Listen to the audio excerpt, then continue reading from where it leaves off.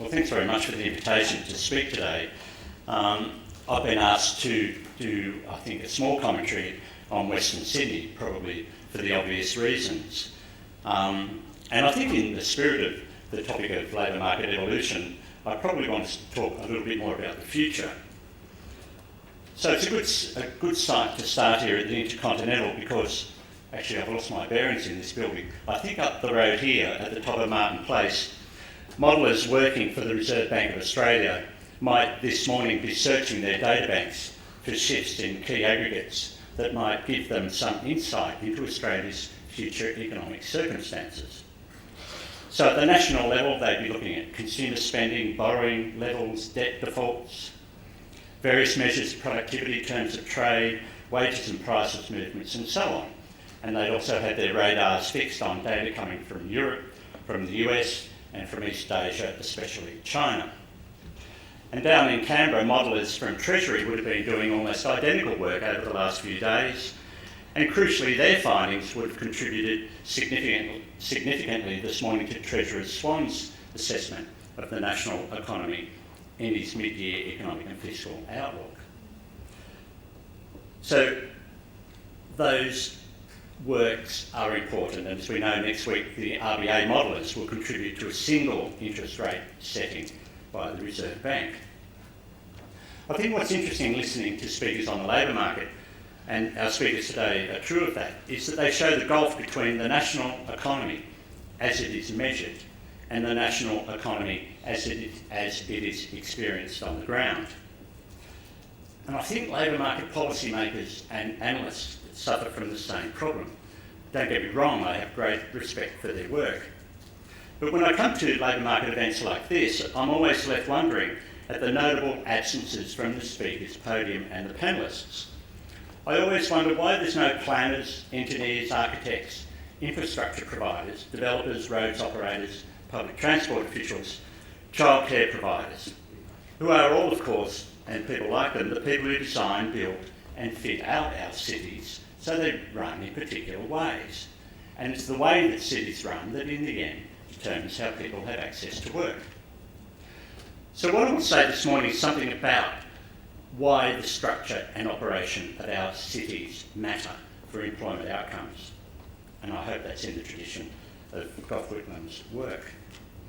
Let me start by giving you a few facts about Sydney's demography and its labour market condition to demonstrate how variegated Sydney is and how thoroughly different it becomes when you drive just a few short kilometres, and then how differently people experience the national and the global economy in their lives because of where they live.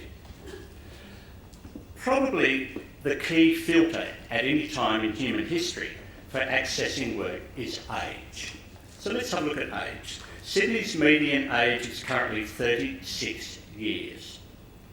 And this is young by most world standards, especially for a developed country. Remarkably, when Donald Horne wrote A Lucky Country in 1964, and we're reminded this morning when Barry O'Farrell was in school shorts, Australia's median age then was 23. And in contrast to Sandra's points, I think, about an ageing Australia, and it certainly matters that bear serious consideration, Western Sydney still resembles Donald Horne's young Australia. The median age in Auburn LGA is just 31. In Blacktown it's 32, as it is in Liverpool and Campbelltown. Western Sydney's age profile, when you look at it in world tables, would rank with Sri Lanka or Argentina, and its median age is only 3 years more than Indonesia. Across the north side, however, the median age soars. Pittwater LGA has a median age of 41, and so does, precisely the same number, does Hunters Hill and Ku-ring-gai. And each of these is actually above the UK's median age. But if you look further out west in Gough Whitlam's old electorate, you see the next generation of young workers. In Camden, 24% of the population is under 15 years of age. Blacktown, Liverpool and Wallandilly are roughly the same. They are all around 23% under 15 years of age. Spain's equivalent figure is 15% below 15 years of age. And the US, a relatively young country like ours, has barely 20%. To me, but the most amazing figures are the ones that show the amazing labour force topography in Sydney that is produced by its demography. If you look at the inner city of Sydney, of all people residing, say, in inner Sydney LGA, all people, 85% are in the workforce age. And in North Sydney, it's 77%. For Leichhardt, it's 76%, and for Marrickville, 75%. So here we see what happens when you have high concentrations of professional services jobs that people migrate if they have the skills and the wherewithal to access those jobs. But looking at Sandra Parker's maps of the way the labour market condition changes around Australia, we see that there's highly significant demarcations in work outcomes for Sydney residents. And as Phil and Tim and Lisa on the panel just now have demonstrated, we have much to do to try to equalise people's fair chance of securing a quality job. But as we know, the history of the last 3 decades of labour market programs shows us that these are highly contested. It's worth remembering that we did have active government interventions in the labour market, and they underpinned the Hawke-Keating, Button and Dawkins reforms, and productivity did surge on the back of their efforts. Yet withdrawal from labour market programs characterised the Howard, Costello and Reith reforms. And obviously there's much argument as to what are largely negative effects that they have produced. My concern, however, that said, is that the major deficit in Australian thinking about labour markets concerns the management of what I call the spatial economy. Barry O'Farrell this morning talked about the two-speed economy, and I think we have progressed very little from those simple metaphors. The federal government likes to talk about the patchwork economy. At a policy level, though, it's very difficult to find policymakers willing to look beyond their spaceless models to see the very much spatialised economy that people confront in their search for a job and a career. So some simple facts again about Western Sydney. Western Sydney is currently home to about 1 million workers. 2/3 of these work full-time. But because of the absence of public transport, and because of the way employment sites were allowed to disperse across Western Sydney over the last 2 decades, fully 80% of full-time workers in Western Sydney drive to work every day, which I think is the worst in the world. Norwest Business Park, which has over 10,000 workers, and Woolworths, of those 10,000 workers, 9,500 are car dependent. The other simple success business park in Western Sydney, Sydney Olympic Park, probably an accident, has over 5,000 jobs and a wonderful train service every half hour that takes you to the temporary railway station at Lidcombe. Car dependency at Sydney Olympic Park is 90%. Yet, there is much to praise about Norwest and Sydney Olympic Park. They have high employment densities, and their high level of amenity attracts professional services firms. Little wonder then, with the high quality of professional services workers who live in Western Sydney, these business parks are full. The sad reality, though, if you're a young job seeker, say living across the road from our Vice-Chancellor's office in Warrington, this young job seeker can't take on a job unless he or she has a car, or their mum or dad has the flexibility and a car to drop them off every morning. Getting to work aside, Western Sydney's population growth means that the region will need, as it grows by another 1 million people in the next 25 years, it will need a net additional 280,000 jobs just to stick with the modest assumption that our commuting rates in Western Sydney don't get any worse. Now, to put this in perspective, last month Premier O'Farrell turned the sod of earth to kickstart the Barangaroo project, which is just a short walk from here, over the ridge on the other side of Dawes Point. For the next 15 years, 6,000 workers will work on that site. They will construct 300,000 square metres of office space. When that's completed in 2025, Barangaroo will accommodate 23,000 new jobs. The cost of the construction will have been $6 billion. What's the jobs task for Western Sydney? The jobs task for Western Sydney involves 16 Barangaroo projects by 2036. That's 2 Barangaroos every 3 years. And, like this real Barangaroo, these projects will need to be in major urban centres which are accessible by public transport.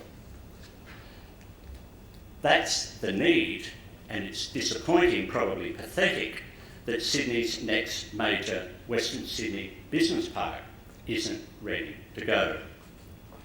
Rather, Western Sydney's prime industrial sites, such as along the M4 and the M7 motorways, are rapidly filling with warehouses, like Woolworths. Warehousing produces job densities of about 10 per hectare. Barangaroo will have 600 jobs per hectare. 10 jobs per hectare is like what you have on a Saturday morning at a children's soccer game, 3 refereeing officials, a first aid person and a canteen worker for every field. Obviously, Western Sydney needs better than this. My Research Centre's 2008 report into job prospects in Western Sydney showed that there were major gains in Western Sydney during the 1980s, especially in manufacturing.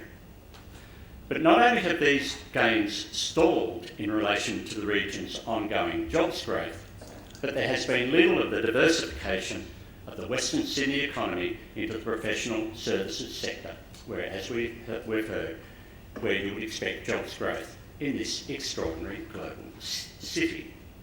Western Sydney's largest job sector is manufacturing, and it has about 100,000 workers. Manufacturing, incidentally, didn't make it onto Sandra's jobs growth charts. Because if Western Sydney has 100,000 manufacturing workers in 2036, it will have defied all developed nation trends. That's Western Sydney's starting point. But Western Sydney needs to retain those jobs and, as I've said, create a net additional 280,000 jobs simply to maintain the current ratio of 75 jobs for every 100 workers.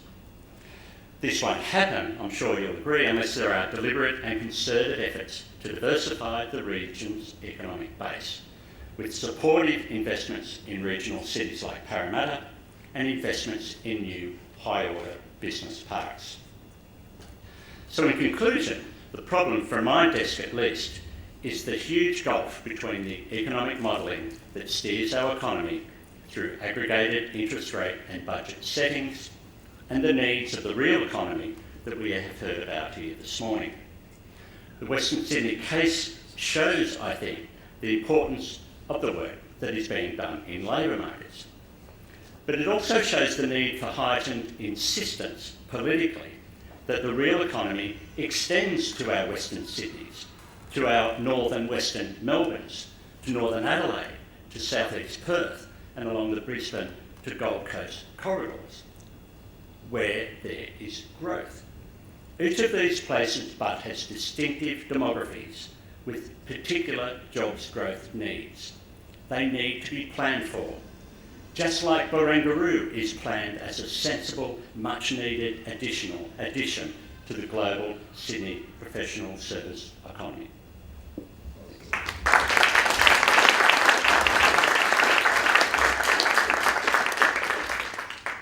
Well, thank you, Phillip. I think we've heard this morning from a number of distinguished speakers, and I've noted rapt attention, but I think it's fair to say, and with the greatest respect to the earlier speakers, there was a high degree of concentration and silence as sort of alerted us to a number of very significant issues. But I think, looking at possibly, Phillip, at least these matters in forums like this get discussed, and with proper application, I'm sure they can be addressed.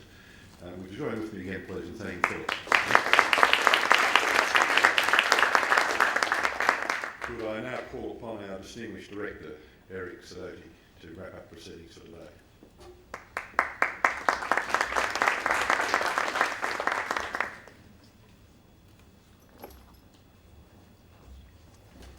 Thank you, one and all. At this point, it's not really for me to say too much.